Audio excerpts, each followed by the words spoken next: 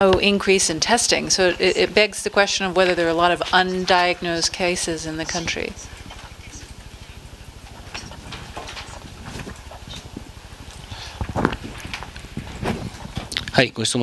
Thank you for your question.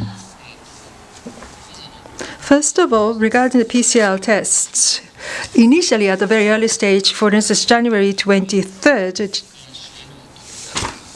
those who have traveled to Wuhan or someone who had contact with such people, the scope was limited initially. But since then, gradually we expanded the scope February 4th. Not just limited to Wuhan, from those people who have returned from the areas where the infection was observed. As administrative tests, they have been performed. And since February 17th, the scope was expanded.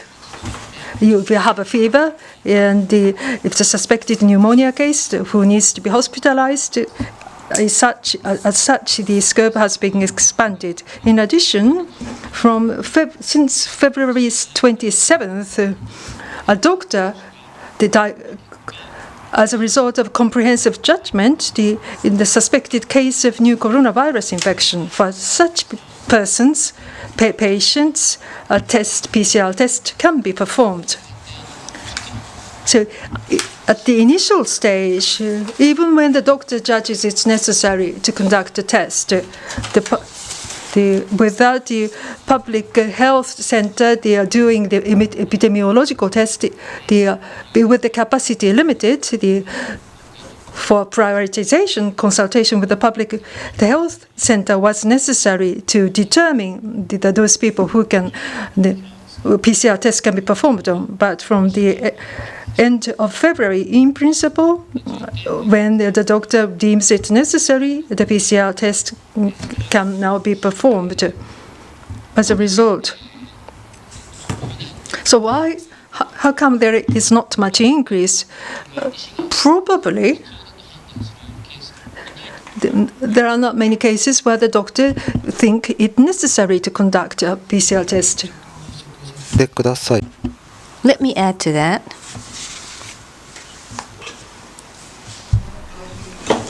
This graph, let me add a few comments. Diamond Princess, passenger and cruise, and the passengers of charter flights provided by the Japanese government are included, those extraordinary cases, and they've completed their tests in early or mid-February.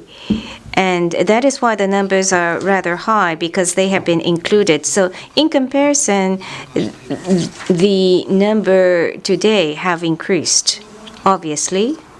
No doubt about that. And another point.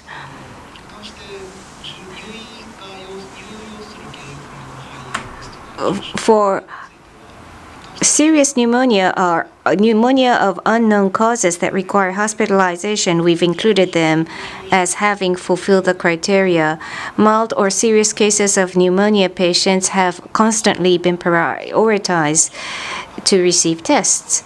So those with severe cases and those who have died have been tested from early on. So in comparison to other countries, the increase of death cases or serious cases is not increasing as quickly as other countries. And if we think about the ratio of those patients against the total today, it's not the case that the test recipients ratio is much lower than other countries. Ms. Kashiwagi.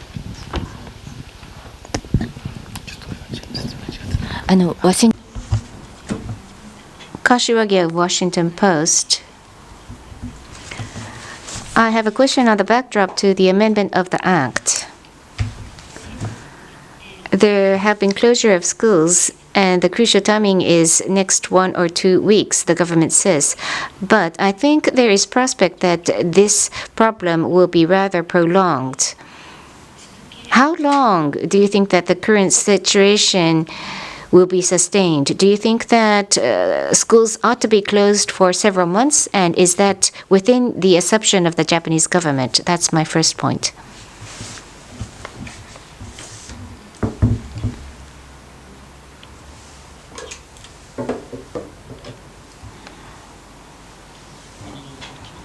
Yesterday, experts meeting took place. And the experts concluded that the situation is, to a certain extent, under control. But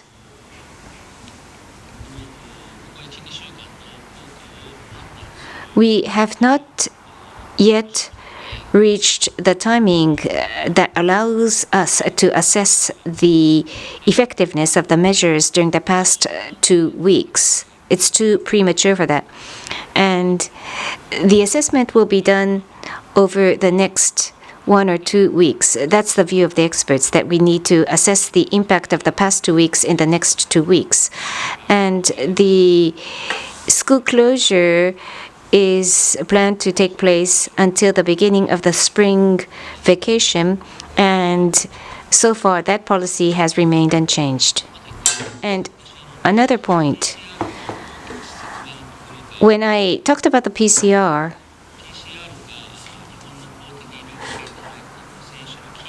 I said that it was last Friday it began to be covered by public insurance, but Friday is the 6th of March and not the 5th. So let me correct the date.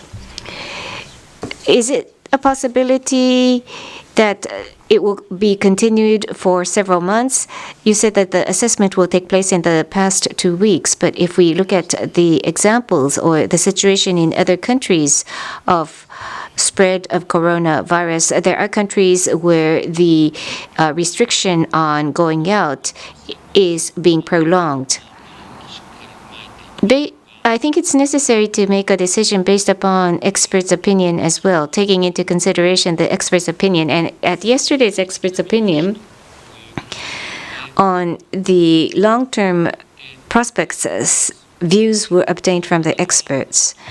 And the following is their opinion on the long-term prospect.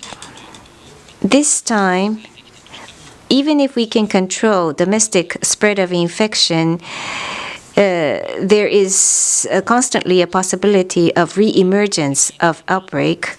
And with the development of global spread of infection in other countries, there could be cases of infection being brought in from outside the borders of Japan. So that is the experts' view on the long-term prospects. Infection is spreading not only in Japan, but on global basis. So we must not become complacent, and we need to take every measure possible in order to prevent further spread. Mr. Thank you very much. I suppose my question would be, Rocky Swift from Reuters. I suppose my question would be directed to Sahara Sensei, or if not, someone else that would like to jump in. I'd like, if possible, you could expand upon measures to be taken to protect the elderly, because they seem to be the part of the populace that seem to be the most vulnerable to this disease. What measures might be taken at elderly homes, and specifically at the worst stages of this disease, patients tend to be put on respirators. And do we have a count for how many respirators there are in the country that might be employed to help patients at the worst case of this disease? Thank you.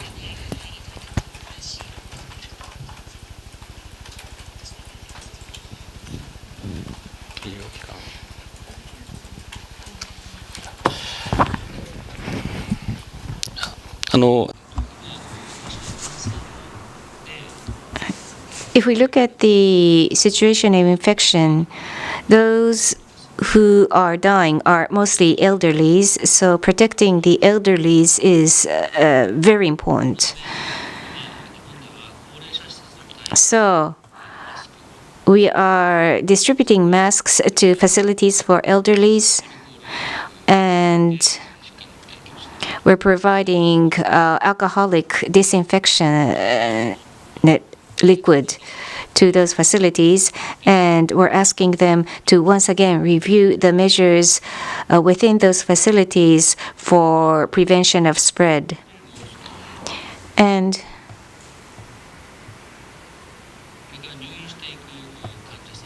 patients who will be hospitalized, the number will increase, probably. That's under our assumption. But what's important is to flatten the curve that will go through the peak of number of people who are hospitalized. By so doing, we can prevent one particular timing when patients will be rushing into hospitals, disabling hospitals to respond and accommodate to the surge of patients due to lack of capacity. So we want to decelerate the increase of patients and flatten the curve. And I think that's what's most important. And by taking such measures, each medical institute will respond to serious cases. They must be ready to accept serious cases and be well prepared when such serious patients are hospitalized at their particular facility. So having respirators in place would be one such measure to ensure preparedness. Thank you. Your point is very important. As a policy of the Japanese government, prevention, preparedness, and containment are the three factors. And as far as containment is concerned, as we have explained, we are responding to clusters to defer the peak of outbreak. And on the prevention side, at each elderly caring facilities and nursing homes,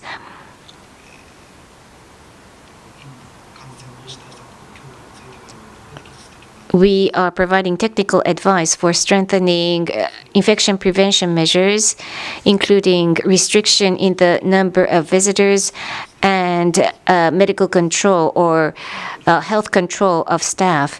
And finally, on preparedness, the national government is asking municipalities on estimates of number of patients on worst case basis. We've provided the formula for calculation to the municipalities, and based upon that formula, the national government has provided to the municipalities. They are calculating the estimates of worst case number of patients, and we're trying to grasp the number of respirators, and subsidies are also being provided as one of the public assistance measures. Okay, other questions? In the middle. Hello, Francesca Regalado from Nikkei Asian Review. I guess this will be a three-part question about the new test kits under development that will shorten the testing time. Can you give us an update on those test kits? What regulatory process will they have to go through, and how long will it take to get approval? Would there be a fast-track approval for those kits?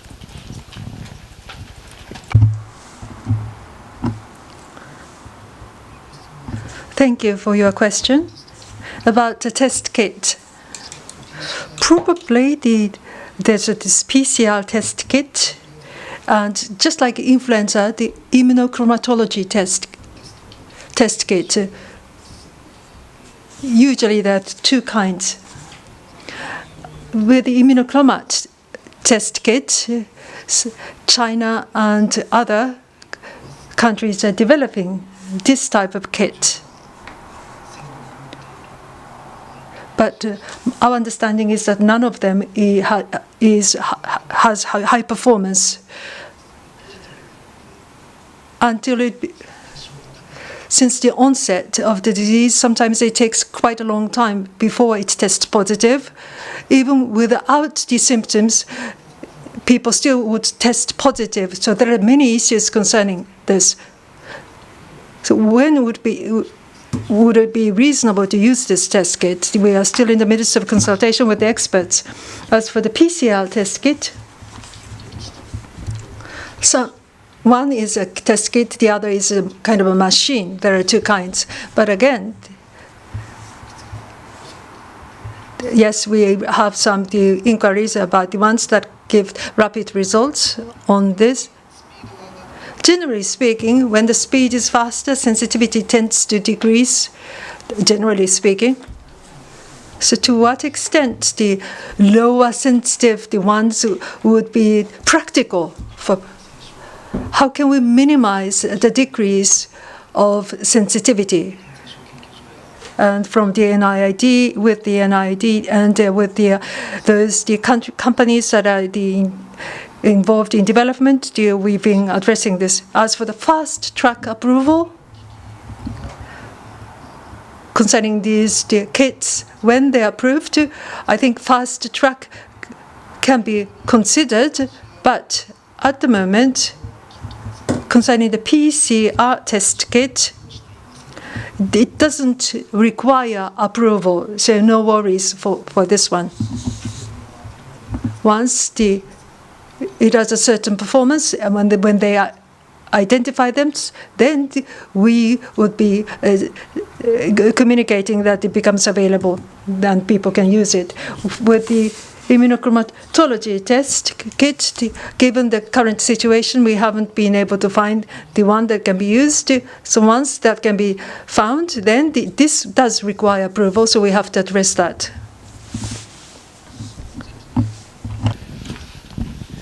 Thank you. Blake Essig, CNN. Between the potential for state of emergency declaration and certain border control measures, specifically people coming in from China, South Korea, in each of these cases, it's the Japanese government requesting for actions to be taken. Does the Japanese government have the authority to actually enforce any of these measures? And if so, at what point does that happen?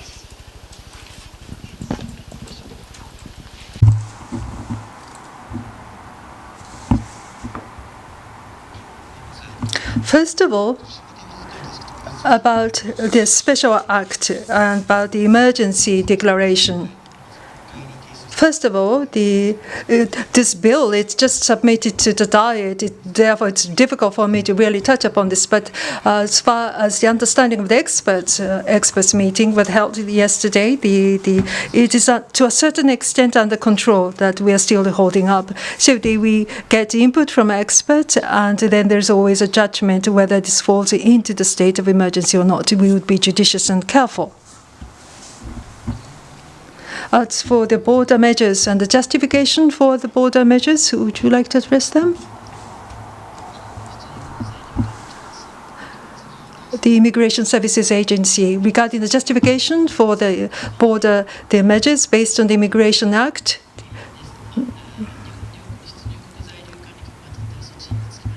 with regard to the measures taken by them, it is based on the Immigration Control Act. Under this Immigration Control Act, regarding the measures that have been taken, as I explained to you before, from the Hubei province, Zhejiang province, from China, those people who hold passports from these two provinces, they are denied entry to Japan. And from the Hubei, Zhejiang provinces, and certain cities from South Korea, certain states from Iran, within 14 days before the entry to Japan, who have stayed in those places, again, they are denied entry to Japan. So for instance, within 14 days,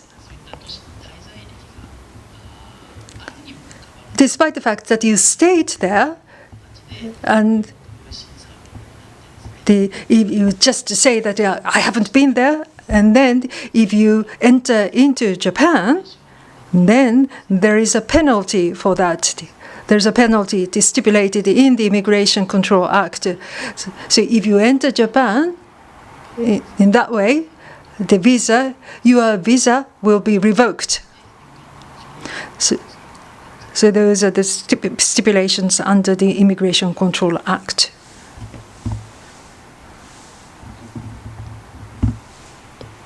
Lady in the front row, please. Thank you. It's Rebecca from CNN. I just have a follow-up. I'm just interested in why the border control does not include Italy. It has nearly 10,000 cases, nearly 500 deaths. Is there a plan to add Italy to your list of places which will face immigration bans? Thank you.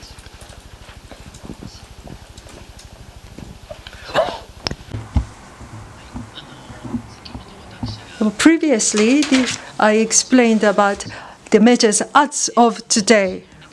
And based on my understanding, now I have the piece of information now, adding Italy. And there was a cabinet approval, and also at the headquarters, the decision was made to add Italy. So tomorrow, the entry. If you have stayed in some states of Italy, then you are denied entry to Japan. That measure starts from 0 o'clock tomorrow. Please. フランスの国営ラジオの特派 Nishimura from the France. Radio France. 3 questions about the PCR test. If the doctor judges it necessary and if the test is conducted, then the patient will have to make a contribution, will have to pay for that test, or no changes to that? What about the burden? As for the entry restrictions,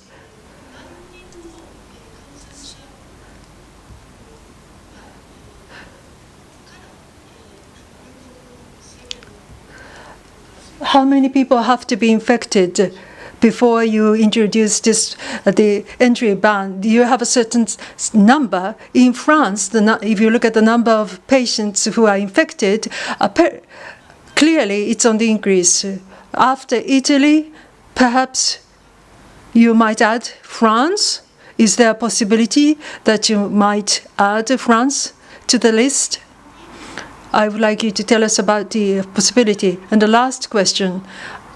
Clearly, compared with other countries, the number of infected people is not on the increase in Japan. Can you find explanations? Can you find a scientific explanation to explain this? Is that the result of the measures taken? If the situation is the result of the measures taken, which measure was most effective in your opinion?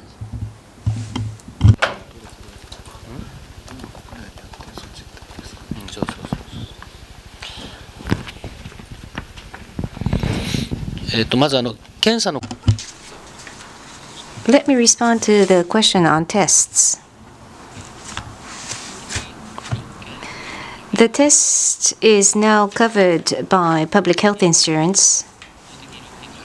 So those who subscribe to the health insurance would be offered 70% of the cost from the insurer, and the remaining 30% based upon the Infectious Disease Act.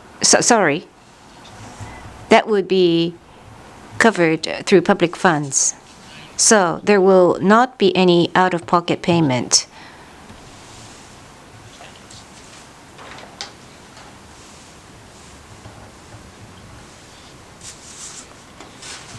And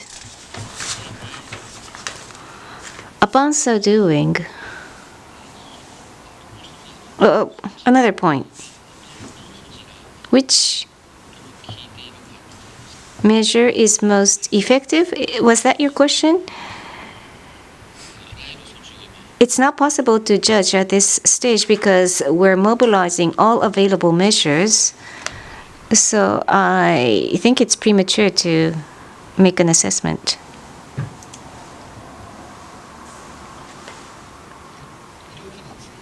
On medical cost, the expenses for the test, as was responded will be covered by insurance and public funds. But if there is some other test like X-ray or some other treatment or check, there would not be any public fund to be provided, so that would be paid out of the pocket by the patient. Based upon the Immigration Control Act, certain measures are being taken. Today, a new cabinet agreement was adopted, and in regions other than Japan, if necessary, entry restrictions can be implemented based upon the Immigration Control Act. That cabinet agreement was adopted. To date, it was limited to China, Korea, and Iran, and if necessary, the entry restrictions was possible to be imposed upon under the Immigration Control Act. But now a new cabinet agreement has been adopted to apply that to all areas outside of Japan. Then, under the procedure, what's the criteria to designate a certain area? Of course, we have to make a judgment based upon the situation overseas. And the agency does not have immediate access to such information. So the government as a whole will assess, taking into consideration various factors like the status in that particular country and whether mobility restrictions are being imposed, and the headquarters for countermeasures on novel coronavirus infection will discuss and make an announcement. It's not that certain explicit criteria has been introduced.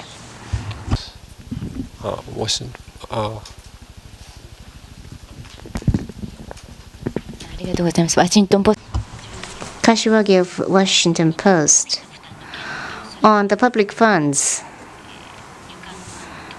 and immigration-related issue. Public funds are being provided, but even when a person is hospitalized, I believe that would be covered through public funds. But you said X-rays will not be covered. So what is covered through public funds? And also, if there is a surge going forward, from which earmarked budget is that going to be paid from? And secondly, what measures are taken to capture the suspected cases or potential cases? Thermography, where other than airports is such system being introduced? And are you taking measures to capture those people with fever? On the public funds issue, let me respond. The coverage of public funds, there are two systems. One is the public funds based upon the Infectious Disease Act, and the other is health insurance and an added cost. So based upon the infectious disease, the first system, this is inspections or checks done through the public health centers, and that is paid from the government's budget. But if there is an outpatient that comes to a hospital for diagnosis, that has to be paid by the patient, but the test is on free of charge basis. In the case of public health insurance, 70% of the PCR test will be provided for by the insurance, and separate from that, a special subsidy has now been earmarked anew by the national government, so that would cover the remaining 30% of the PCR test. So that's with regards to outpatients. And then if the patient is positive and it's decided to hospitalize that patient, then everything will be covered under the Infectious Disease Control Act, and 100% of the expenses will be covered by public fund. I hope I answered your question. And another point is what budget covers what. Some of the details are still undecided, but at the time of 2009 outbreak of pandemic influenza, at the time of nationwide outbreak, we suspended or terminated the subsidy because of the no longer necessity of the test. When that timing will arrive this time around, we haven't estimated, so we will use the original budget, and then if that is expleted, then we will respond by earmarking supplementary budget and other measures. And the other question was, to what extent are we capturing the suspected cases or potential cases? I don't think any ordinary citizen in Japan encounters thermography, so we are not implementing thermography in Japan to capture those with fever. So it will only be quarantine stations where they are equipped with thermography.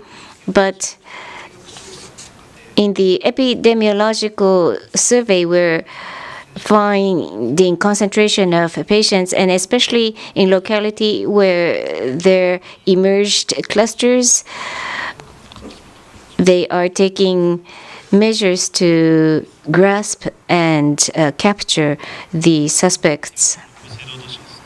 SUDA of MHLW. At the quarantine stations, what measures are being taken? Let me add a few comments. First of all, at quarantine stations, all passengers that enter by air, not just from certain countries like China, but for all passengers arriving by aircraft, thermography is being applied at quarantine stations, and those who hit the trigger will be diagnosed at the quarantine stations. And after February 1st, those who arrive from Hubei province, or from 13th of February, those who arrive from Zhejiang province, regardless of whether they have fever or not, 100% of those arrival passengers are subject to PCR tests. So for those who enter into our borders, separate from the domestic measures, we are applying stringent measures for early capture of suspected cases.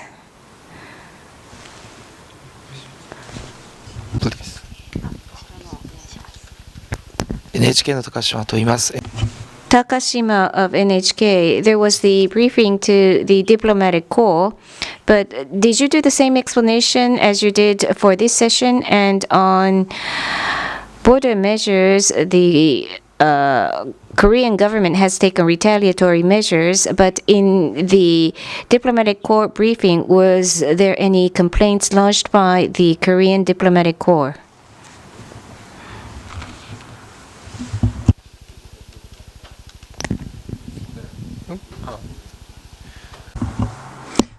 Well, regarding the briefing, more or less the same explanation was provided. As for individual communications, this is with the diplomatic corps, so I would like to refrain from touching upon them.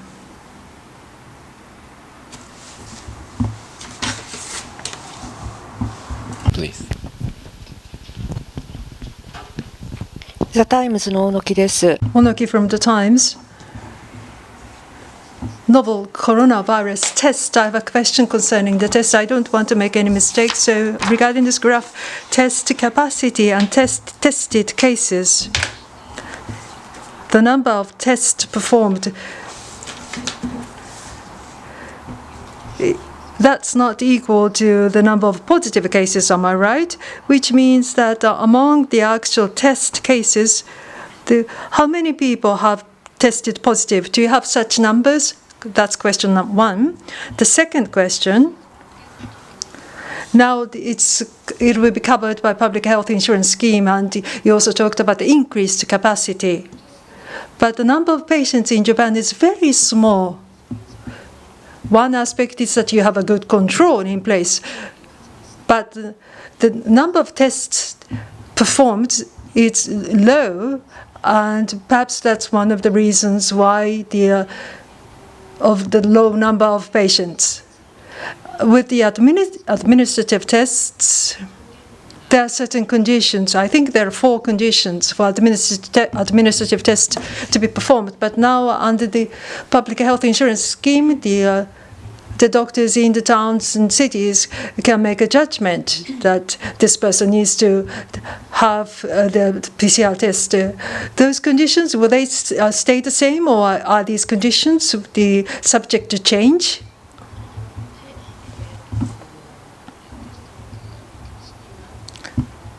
With regard to the test capacity, looking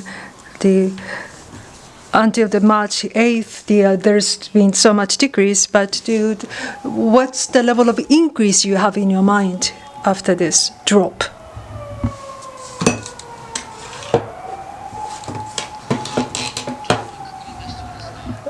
I need to check the numbers, but with regard to the number of tests performed, this is the total number of tests, not the actual number.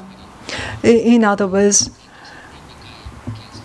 performing 2 tests on the same patient, those cases are also included. That is counted as 2.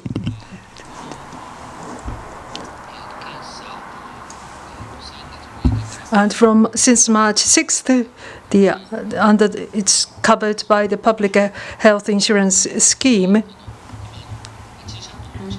You talked about those doctors in towns or cities, ordinary doctors. I don't want to cause any misunderstanding, so let me state the following. Regarding these tests, there's facilities, there are outpatient facilities for Japanese returnees and potential contacts. It's limited to those outpatient facilities. So from so-called local doctors to the center, there's a referral. But whether the test can be performed or not, that judgment is done by the center. Am I right?